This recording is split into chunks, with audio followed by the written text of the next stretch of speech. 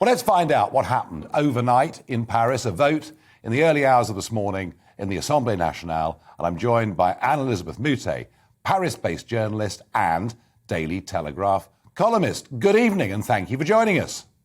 Good evening, Nigel. So I see the legislation that was passed by the Assemblée, and it's going to get rubber stamped, I think, by the French Senate. Please just share with our listeners and our viewers the extent of what's been agreed. What happens is that we had a health pass, and the health pass provided for you to have to be vaccinated or to have had COVID, and you already needed that health pass to go to the restaurant, to take a long distance train, to go into a number of places, but not offices. You could go to the canteen in your company, but not in a cafe. And there's a panoply of measures, and you've got the law on the pass. The pass now means that you've got to be vaccinated. Unless you really have a special condition, medical condition, that means the vaccine would harm you. You need to have a vaccine, and the rest doesn't count.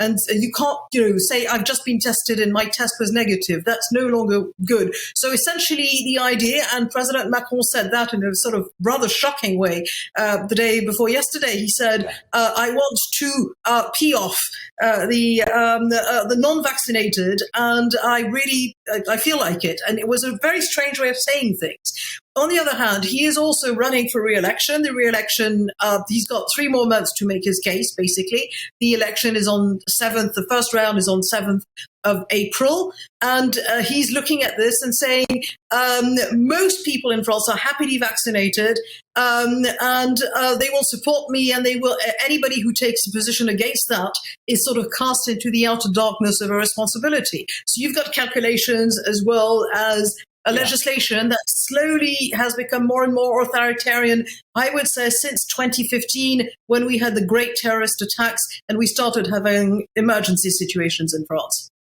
And for the over 50s, life from the middle of February is frankly, you can't go to work, can you, after the middle of February as an over 50-year-old if you've not been vaccinated? If you're over 50, yes, it's much harsher.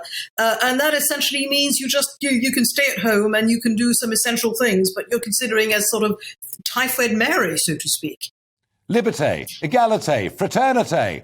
Even though the majority of the French population, about 80%, I think, have had the first vaccine, even though people have chosen to have the vaccine, is there really support in France for this draconian treatment of what is quite a large minority? Where's the opposition voice to this? It's interesting because the government have been very careful to fudge the issue and to sort of lump the people who worry about civil liberties with the anti-vaxxers. And that's a difficult place to be. You have, for months now, we've had people who've advised Emmanuel Macron on his successful campaign 5 years ago. You've got people who are partisans, lawyers, left-wing lawyers who say this is a problem of civil liberties. We are giving keys to people's freedoms to a bureaucracy that can change it by decree about any time. And we are vaccinated, we believe in it, but at the same time, you're creating a legal precedent, which is a real problem in the country. I find it extraordinary. And a quick thought, if I can, please. There are lots of candidates running, of course, for the first round of the French presidential election, as they always are. Is Macron still the strong favourite to win? He still is the favourite to win. There was a poll yesterday which said that he had 24% voting intentions in the first round.